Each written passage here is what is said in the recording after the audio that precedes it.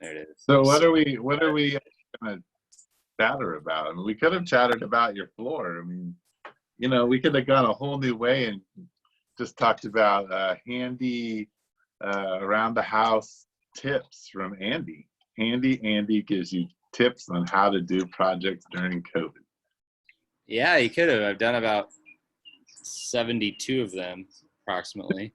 Yeah, there you go. And your house has what, another 72 to go?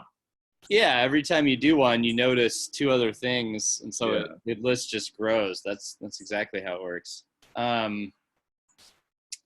Yeah, we could do that. I mean, let's see. Yeah, I was just saying to you before we hit record that we had a week off, my wife and I, not last week, the week before. You hit record?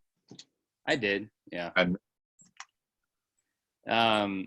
And so we had a week off and decided to do a bunch of home projects, and then we were thinking about doing our floors. That was on our mind, and then I stumbled on some product that was on clearance that we liked, and it kind of just then it became a whole new ball game, because then we're redoing the floor, which if you've redone a floor, everything has to move.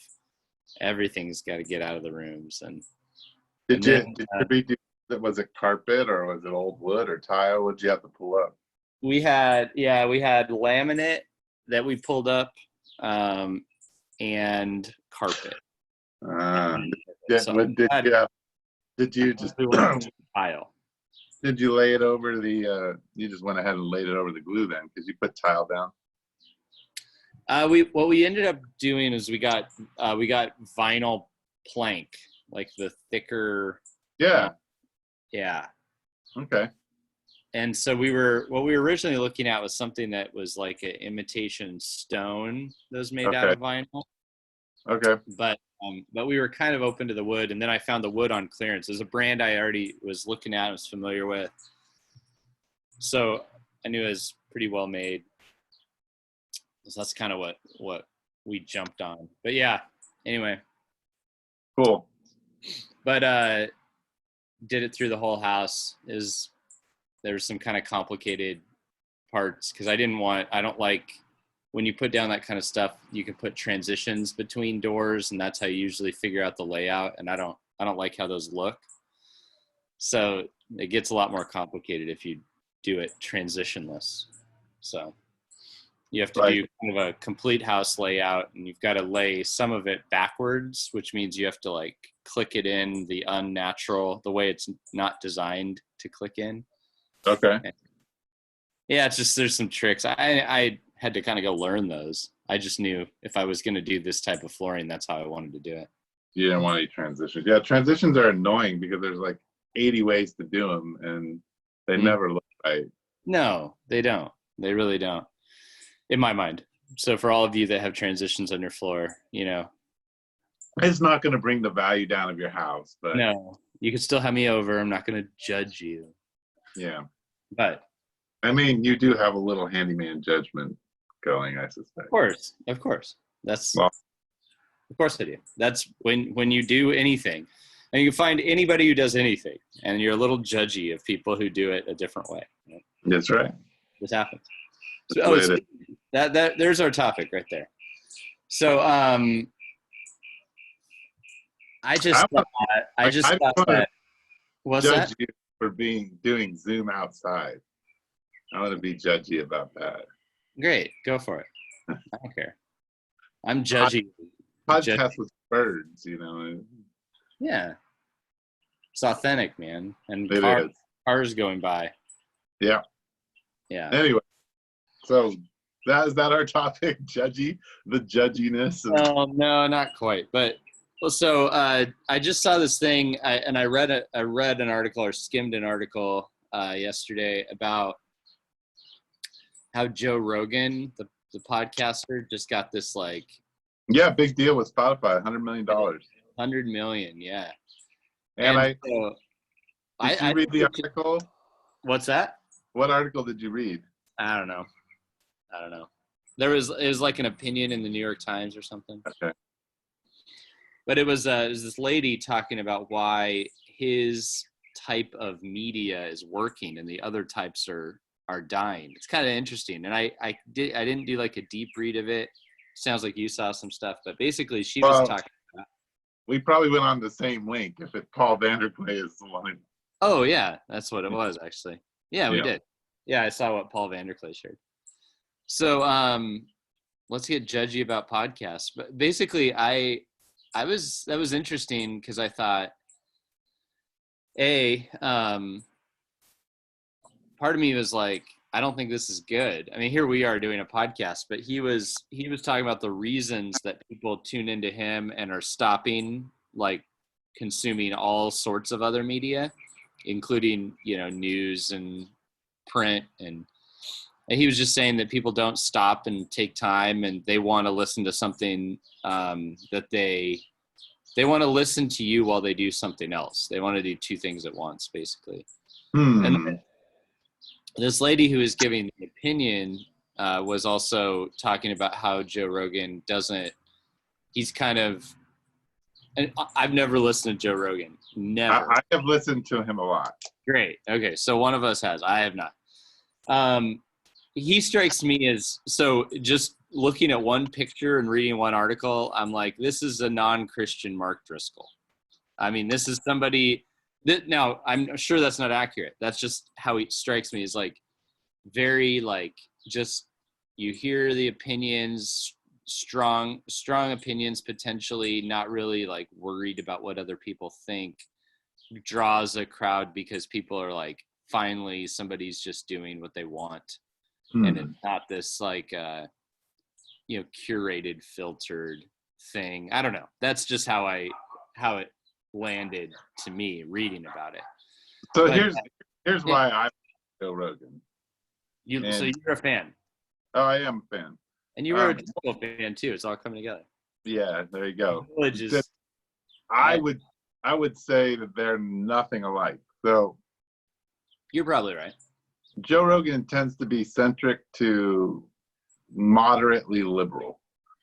I caught that too. I wouldn't. Yeah. So I knew stuff about what was happening with COVID long before it was even in the press because of Joe Rogan. Yeah. Because what he did is he went and he got the experts. He doesn't care if he agrees with them or not. He gets them on and he interviews them. Yeah. And he talks about a wide variety of things. So, one moment he's having an hour and a half conversation with a comedian, you know, and then the next episode is a serious, the last one I watched, he was talking to an ex-staffer for multiple Democratic senators, and they were just going over the demographics and why Biden's probably not going to win and what the problem with their messaging is. He takes a lot of time, but he also is the main color commentator for the UFC. Right, that I caught. Yeah. And he's a fighter, and he's kind of health driven, so there's a whole bunch of stuff there. But he has very real and very human conversations with his guests, and he doesn't do it in 5 minutes. He does it in an hour and a half, and they're very human. And he's also, apparently, he was a stand-up or is a stand-up comedian. So I heard that too, yeah. A little bit of that. So, I mean, I don't agree with him, and I think he's crass. But he's crass and not in a like shock way. He's just, that's who he is, and that's who the people who are around him. So, he drops the F-bomb a lot, and he talks, he's just kind of like two guys talking. But he's relatively respectful of that's women. What two guys do. They just drop F-bombs. Well, but he's I know those guys that that's the persona they take on together. Yeah, and and he's pretty respectful to women when they're at least in his interviewing them. He doesn't try to take advantage of them and lets them have a voice. And right. So I like him that way, but he's also considered. It's weird because he's considered also the alternative media in some way. He gets lumped in with some of the conservatives because he will go after stupidity and just say that's what it is. Right. You know? So he does and that's what you would say conservatives do? I would say that that's what the alt-right thinks it's doing for sure. Like, what's his name? Well, we can start with Jordan Peterson and in that crowd. Yeah. Prager or whatever his name is. Uh-huh. And what's the Jewish guy's name? I'm forgetting his. Oh, Shapiro? Yeah, I think they think that they're going after stupidity. I would agree that 75% of the time that's what they're doing. You know, they're attempting to bring some logic and a more conservative view to things. Mm-hmm. See, I seriously don't listen to any of these people. I would suggest that you do it just to know what your people are listening to. No, sure. Well, yeah, and my people are probably listening to some other things too, I would guess. No, it's funny. I've talked with Nick, my church, about this, and neither of us are very predisposed to like listening to YouTube or podcasts, honestly. And not just like, I mean, I can, you telling me you probably should, I might take that information and go this week and listen to a couple of them just to get the flavor. I mean, I did that years ago with the liturgist, listened to like 10, and then I never listened to it again. And I've never once think about listening to it again. Well, I don't ever drive around and I did that with Bad Christian. I was like, I'm going to listen to the two polar, or what felt like polar opposite sides of this movement of Christian podcasts. And then you go, oh, these are actually in a way like the same. Right. Well, can I ask you a question? Yeah. When you go to get information about something, do you tend to go read it or do you tend to listen to it? Read it. Yeah. So that's part of it, is that for sure. That's your primary way of learning is actually is becoming less and less common. Yeah, no, I am aware that it's becoming less common.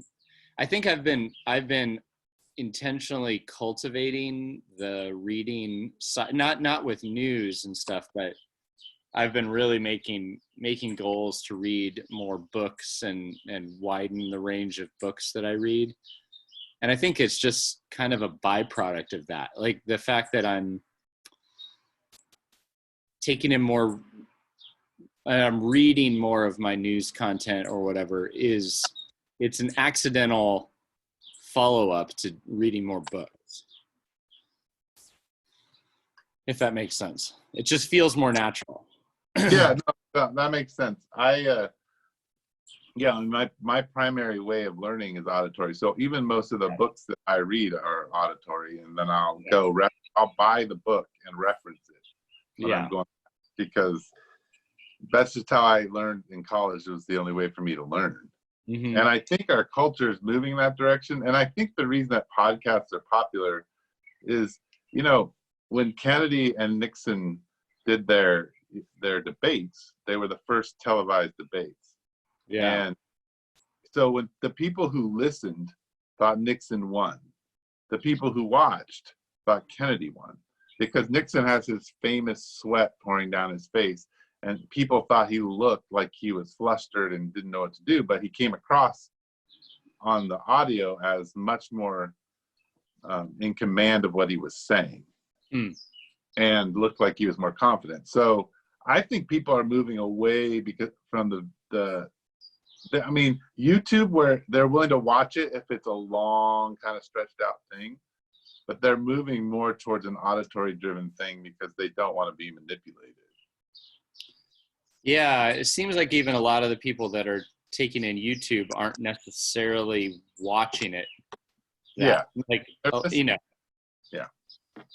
I mean, the stuff I can see, for whatever reason, the things that draw me in on YouTube are like highlight reels from 90s basketball.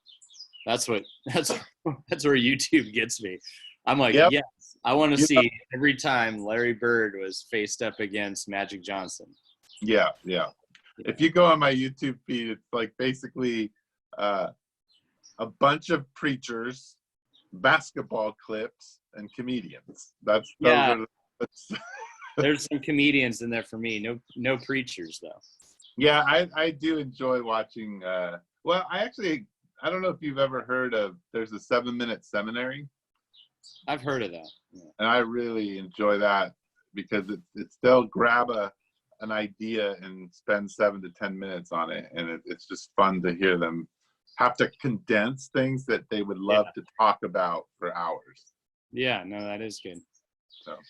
So So I'm not, I think the part that I think when I'm saying I don't know if it's good is just the doing multiple things at once. I'm not saying that's all wrong. And I do some of that too. Like when I was working on my flooring, I listened to, there's a old Christian rapper who's doing a Instagram live series on the earliest Christian hip hop figures. interesting. And you got to tune in at 5:00. So I caught a few of those, and I found those very fun to listen to personally. And so I would do that while I was working my flooring. Now, I would have almost liked to have stopped the flooring and just sat there and just took part in that. But that was like the time frame I had when I wasn't working before dinner where I wanted to get progress made. And then I listened to one sermon and one explanation of a psalm that I'm preaching on this week. Because I just thought, well, I'm by myself working on the floor. I guess I could listen to something. But I didn't prefer listening that way because I felt distracted. Especially with doing flooring. I was in and out making cuts. It's not my favorite scenario. But anyway, that's just me. But listening while I'm driving, I'm into that sometimes. Like that's a good setup. But how do you think that a lot of our people, do you think they're really digesting content when they're doing it just layered over other things that they're doing? I mean, am I off in thinking that we kind of don't? Does it matter? Well, I think we have to break things down. I mean, this is all of my expertise, like learning theory and how people learn stuff is all where I was educated in. But so there's a couple things. One, you were talking about auditory learning, and your entire, like a good chunk of your job is built around auditorily training people. Sure. Right. Sure. So here's the thing, like I've listened to your sermons and they have lots of details in them, which is good. But your congregation, if I were to quiz them at the end of the year, will remember about 10% of what you said. Right. And then the ones who are willing to go listen to you online one more time will up that to about 30%. And the ones who are willing to listen to all your sermon 3 times can up that to about 60 or 70%. So part of it is like, we have to have as many venues to digest information, and auditory is one of them. And so like if someone were flooring, they'd already heard you do your sermon, and then they were listening to your sermon again while they're doing flooring, a little bit more is going to have penetrated. And then if they went and sat down and listened to it again, they could probably tell you the sermon. Yes, that's my sense, is that people aren't listening to Joe Rogan or my sermons over and over. They listen to it once, and they listen to a lot of other ones too. And there's just a massive intake of auditory stuff. Yeah, I would agree with you. And the thing that we have pushed in our church, and so I would say that this is probably more true, is that people listen to our sermons repeatedly, because we in our sermons say, you need to listen to this 3 times so that you can actually tell me my sermon back to me. The goal is to be able to repeat it. And in Middle Eastern places, this is the practice. Your job is to retell what you're taught, and so you practice it with one another in order to learn it. That's kind of that passing on. That's why we have such an accurate scripture, is that it wasn't that the people were sitting around the fire saying, Moses did this. It was like, it's being told exactly the way your great grandma told Well, our and they would tell that next. story, that same story over and over and over, and then you would start to tell it, and right. Yes. And And there's incredible sticking power that comes with that. Yeah. And I think, I think you're right. We live in an auditory chaos. Right. And people always, by the way, accuse, the Bible of being like a game of telephone, which is not the case. It's like the game of telephone is where something is said once and then passed along really fast. I mean, this is like, imagine a game of telephone where you're told the thing and then and then you're told it like, 50 times, and then you try to pass it down, and then you're told it again, and then you try to pass it down, and then you're told it again, and then you do this for like 40 years. Yeah. That game of telephone. Yeah. That's a crazy game of telephone. Yeah. But, anyway, sorry. So I think you're right. I think the auditory, there's a lot of voices, and that's the thing. Yeah. Right now our audience goes from somewhere between 50 to 150 people who listen to us regularly, and so that's just 150 people who digest this podcast, but they're probably digesting 5 other podcasts. Yeah. And then and so they have a lot of voices in their head, but they're not taking the time to actually sit down and think it through. Like I guarantee you this, nobody is listening to this podcast and then they're going to go, wow, that's a good podcast. I want to sit down and take notes and restructure it to have an outline of that podcast and kind of what the ideas were and the themes, so that I can communicate that and digest it and have it transform me. And that's not happening. They'll be like, yeah, it's entertaining, or it's interesting to hear what they think. Okay, moving on. Then they move on and then listen to 10 straight Joe Rogans afterward. Yeah.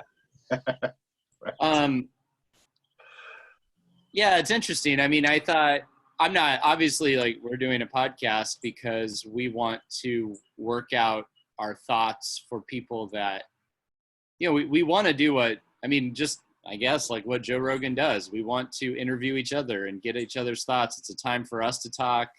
We hope that some people are interested, especially people in our community and like circles around it. And so, that's, I do see the value in it. I think just when I was reading his explanation of how the media is changing, we can be curmudgeonly like mad at that and like, man, people should read books. But I don't know. That's not how I feel. But at the same time, I thought, man, there's just going to be this, we're just taking in a lot of noise. It seems like we don't know how to be quiet, number one. And we also maybe we don't know how to meditate on something. We don't know how to rehash something and stay in one thought for a long time. Maybe that's. I would agree. Yeah. I think we're always looking for the new thing. In fact, I'd say for the first 10 years as a pastor, when I approached preaching, I didn't approach it as I need to communicate the things that have been communicated for the ages about this. I have this thing of I need to make sure people think this is interesting. Therefore, I need to figure out something new or a different way of looking at it, coming at it, because I need to keep people's attention and I want to be compelling. And I definitely felt that too, that I needed to find the new, like the insight nobody had ever found, which first of all, like, come on, really? I was doing yeah, right. Like, you're going to take, like, this scripture has been preached on, maybe millions of times, and you're going to look at it and find something nobody ever found. Sure, buddy. Yeah. Yeah. So what, do you think Joe Rogan takes in podcast content like the people who listen to him do? Or do you think it's kind of like, how Steve Jobs didn't let his kids have iPhones, and Mark Zuckerberg, doesn't let his kids do Facebook. And do you think that, Uh, like Joe Rogan, the biggest podcaster, do you think he just walks around with headphones in his I ears? know he watches a lot of YouTube because he talks about it and brings it on, and you can tell he's watched it and finds it to be very interesting. Okay. Um, so at least that, like he's definitely a culture person. I mean, I think that's partly why he's popular, is he brings commentary, deeper commentary to cultural things. Sure. Where he's not, and I'm not. I mean, I think he's kind of. I've seen his stand-up act. He's a little bit too much for me to handle. I don't like to watch him that much. But when he has somebody on that I think is really important, Yeah. then I listen. And he acts like us. Like, I remember he had the guy on who was the infectious control guy, and he hunts. His whole job is to hunt down, dangerous viruses. And so while everything's happening in China, before we were talking about it, they start talking about it, and Joe Rogan really just acted very innocent and like, oh, okay, like he was trying to ask questions that somebody who would have just found out all this information would he's just trying to digest it. So he didn't have an agenda with it. Yeah. And I like that. I like it. He's really low key. Yeah. He's not the Rush Limbaugh kind of guy who's gonna like be bombastic and. Yeah, Rush Limbaugh, man. I remember as a kid hanging out with my cousin. He was listening to this guy Rush Limbaugh, and it was like super into it. And even as a kid, I was like, this guy just needs to relax. Like, why is this guy freaking out? Yeah, I loved him, man. I really loved him in the beginning. And I think I learned more and more about you. I just I think Eric is like, I mean, I think you're an inner conservative. Like you're an inner. No, I don't know. I'm gonna stop myself. Anyway, it's just funny. It's an outer liberal. You grew up in they're all the right circles to be into that stuff. That was like pushing the envelope at the time, just like with my cousin. But yeah, it's just funny because that's not the persona you have today, right? Oh no, I mean, I probably kind of walked away from the conservative platform, and I would 20 years ago. Yeah, and I'm old.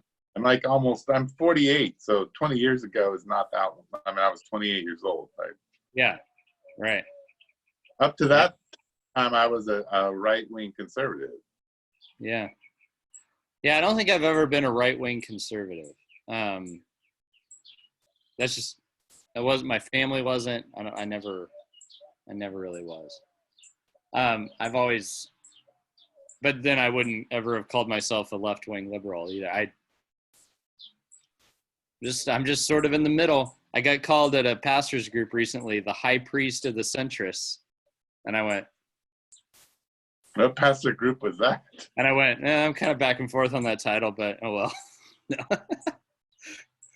That was a TGC. Really? Yeah. I missed it.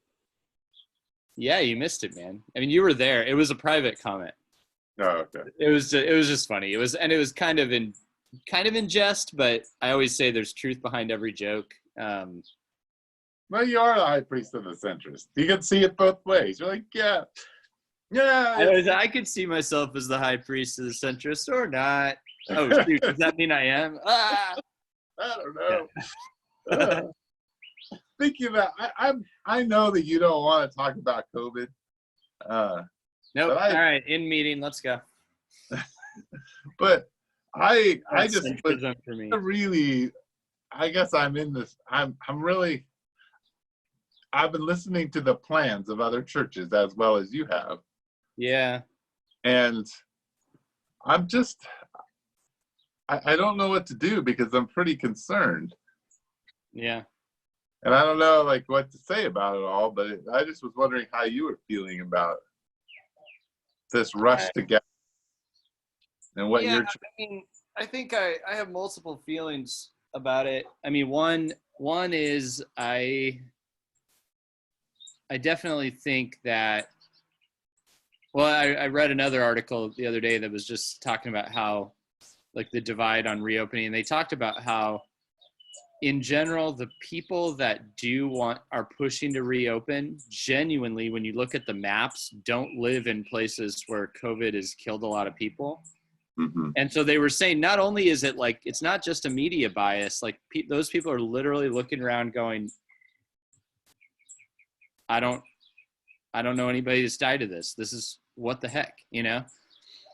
And so I think a lot of the pastors I know, or churches I know, fall more in that category.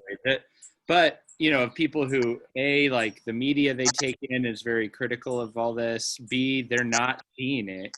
C, their livelihood is getting severely messed up by it. And so you put those three factors in the stew, and they're like, they want everything to go back to the way it was, including church. And I don't think that's, I mean, I think I know friends that are more on the left side of the political aisle that are like, just like, look, typical conservatives, idiots. And I don't necessarily see it that way. I have some of those feelings sometimes, like, I want life to go back to normal, and I don't know anybody with COVID. Definitely. Right? Like, all that, I've been venturing out a lot more, frankly. Trying to be, like, cautious like the people who are just like, that's it, we're all gathering on the beach or whatever. That's not me, but I have been more out and about. Anyway, and so I think some of those churches are just in that category, all those factors. I think what I have come to believe is that things like church, large gatherings in which people talk close to each other and potentially sing and project spittle everywhere, are some of the most concerning. It's like things like concerts, sports, and church are in the category of the most troublesome events, unfortunately. And I think that's not being acknowledged by those folks. I think those folks are just like, it's done and gone. But it's not true. My mom's independent living home was COVID-free until 2 weeks ago. And then they got the first case. And those are the places people are really concerned about. And that's here in Tucson. And they just got their first case. So that's anecdotal. My mother down the street, like, that's right. This whole time we were on lockdown, nothing. Now that we're coming off, they have a case. That's not good. The thing that concerns me is that people are, in New York City, 66% of the people who ended up in the hospital were people like you and me, who were just quarantining. Like, I think nursing homes were at 4% of people who ended up in the hospital. Well, and the most transmissions happen at home, actually. Right. Yeah. And so, so you go to church, everybody sings Amazing Grace, somebody has COVID, you all go home with your beloved families and spread it to them all.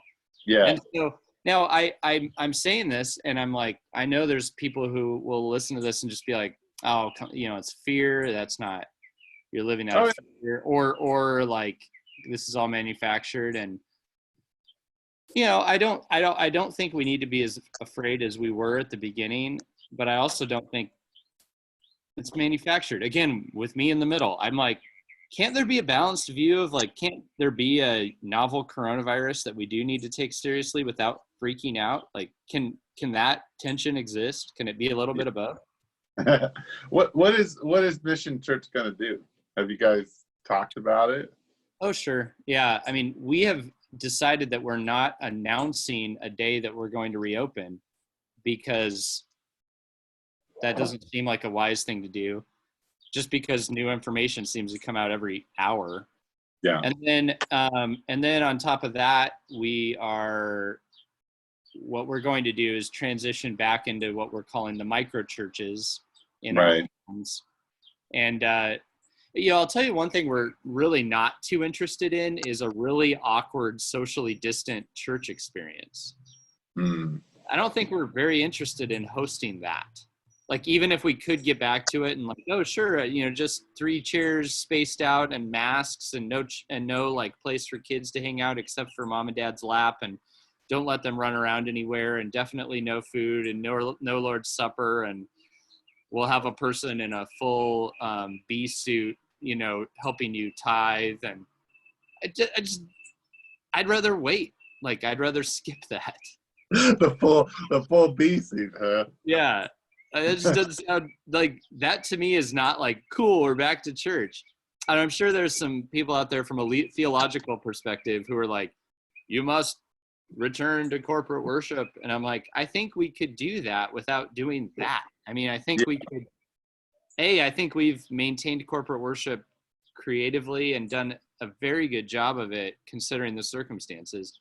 And then I think we could get together with like 10 people in homes pretty soon and really monitor that people are healthy. And if somebody isn't, we can contact trace because we know exactly who was there. I still think we should do those kind of simple, wise things. Yeah. I had a buddy who's he's a block mason that I know and work with sometimes. And he went to his daughter's church who claimed they were socially distancing for Easter. And he was like, they're not actually, this is an older Hispanic gentleman. He's torn on how he feels about the whole thing, but he was like, he wanted to go to church for Easter and they said they were going to be socially distant. And he was like, shoot, they're not. Right. They said it and that wasn't true, And I think that's lying. Like, that's deceit. Like, so if you're going to say you're going to be socially distant and you're not, that sucks. Yeah.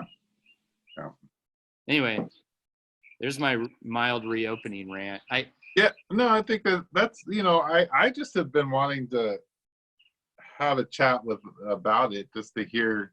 I mean, obviously it's a conversation that's pretty constant in our elder meetings and leadership meetings, and it's ridiculous. I mean, from other circles and like pastors groups and stuff, I've been talking about how divisive this is for a long time. The first little sniff of the reopening conversation I got, I was like, uh-oh, this is bringing to light the divides that'll come back up during the election. This is driving deeper than the question of closing was, and so I've been tuned into it. Anyway, it's an interesting thing to watch. Yeah. And then you've got the people who are like, we're not going to go to church for 2 years. And I'm like, ooh.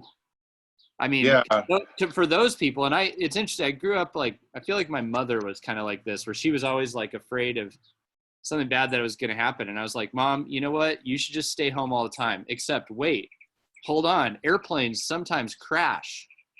And so you better get out of your house because one could crash on you. Yeah. And so that kind of drives me nuts too. And it's like, I don't know. It's just, there's an amount of risk in life, but also don't be an idiot about it and to consider others. And I know that doesn't clear it up. It doesn't clear it up. It's tough. I mean, well, and I think, what about you, man? What are you thinking? Well, I mean, I think I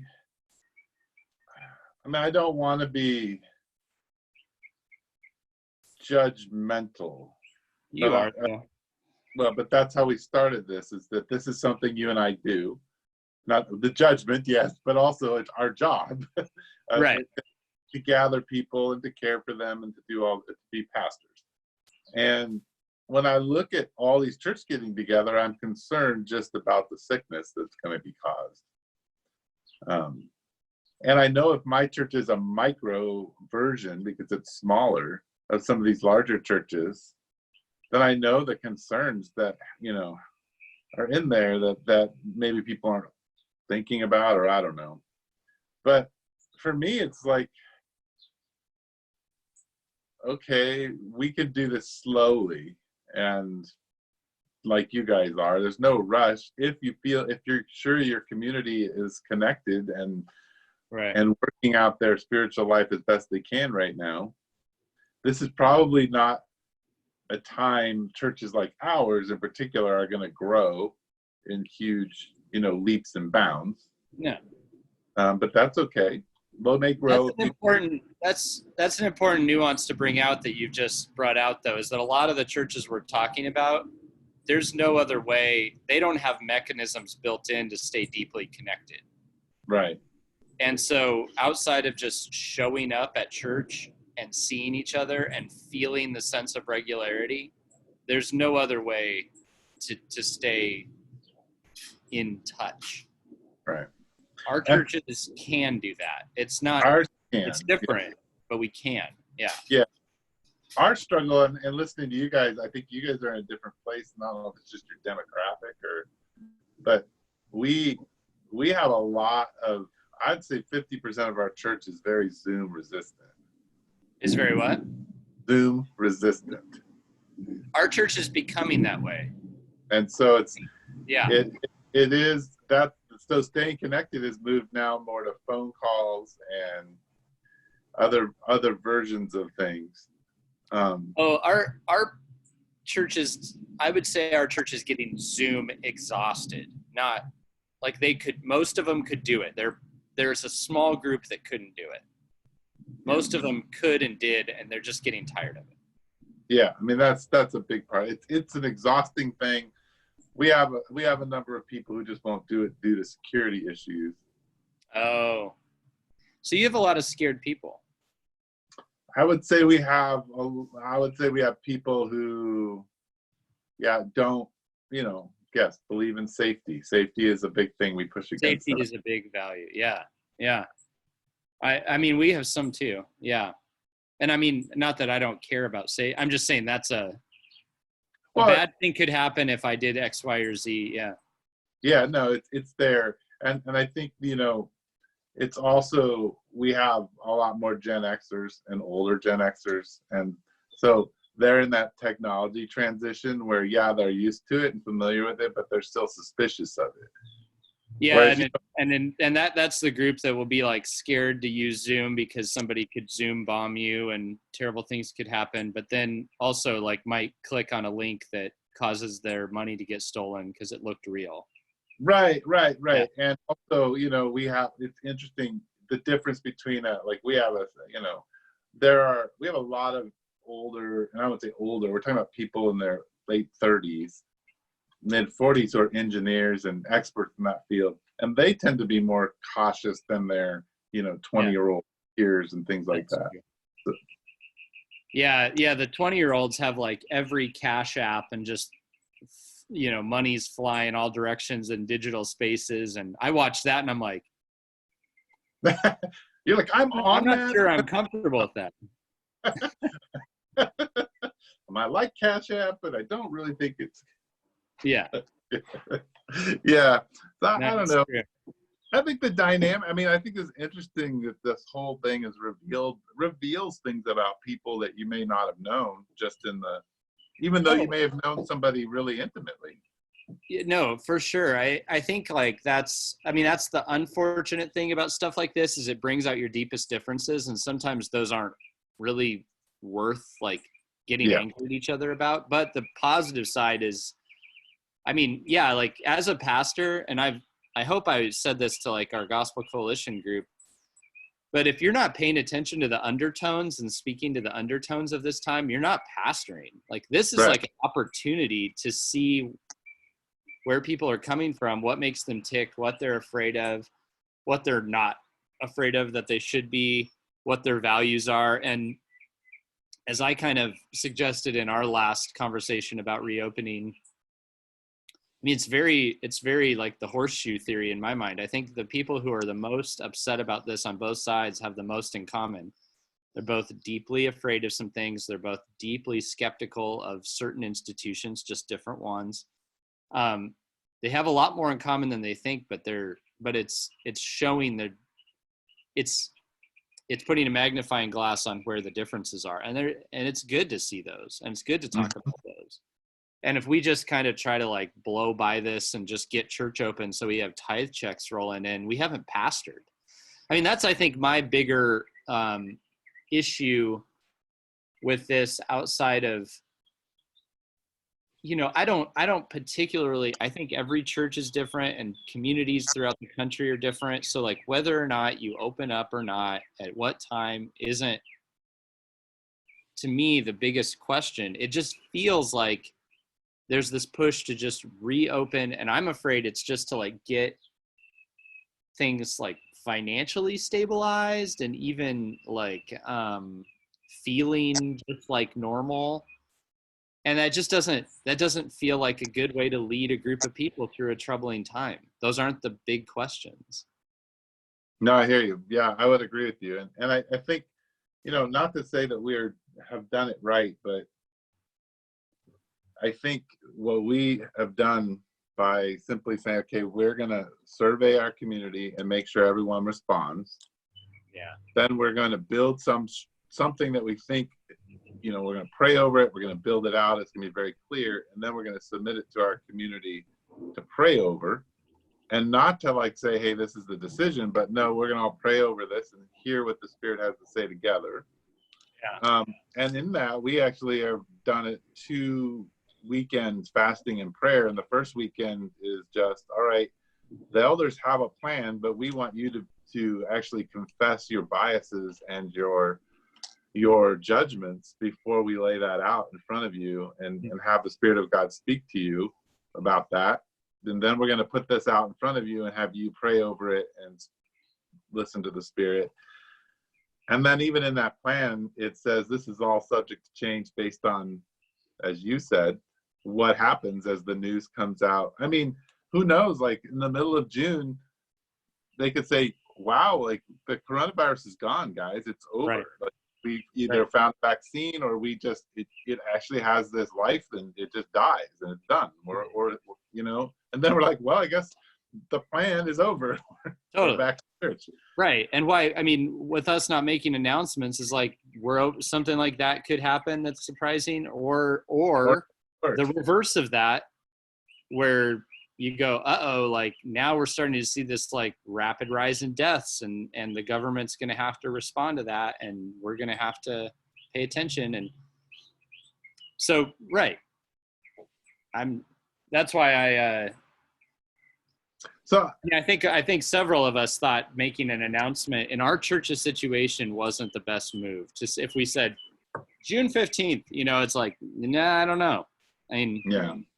How many, so I have just an interesting question. How many people in your church have contracted the virus? As far as I know, 0. How many people do you know who's contracted the virus? Well, outside of one that, was an unspecifically diagnosed one that both of us would maybe know, I don't know anybody. Now, that said, somebody at our church, their grandmother got it. Okay. Survived in her 90s. Not here in Tucson. Okay.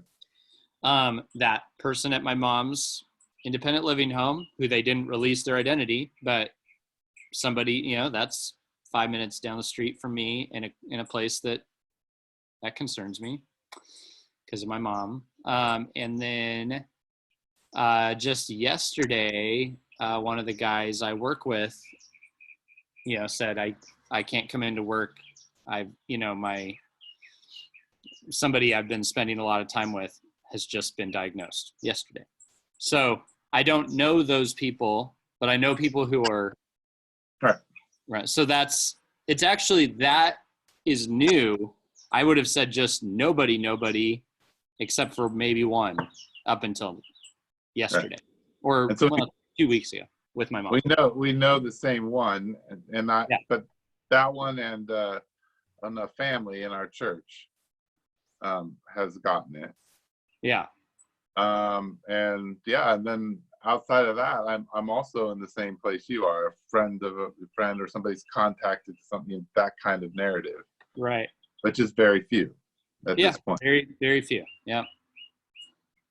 Now, I know a number of people who thought they might have it and got tested.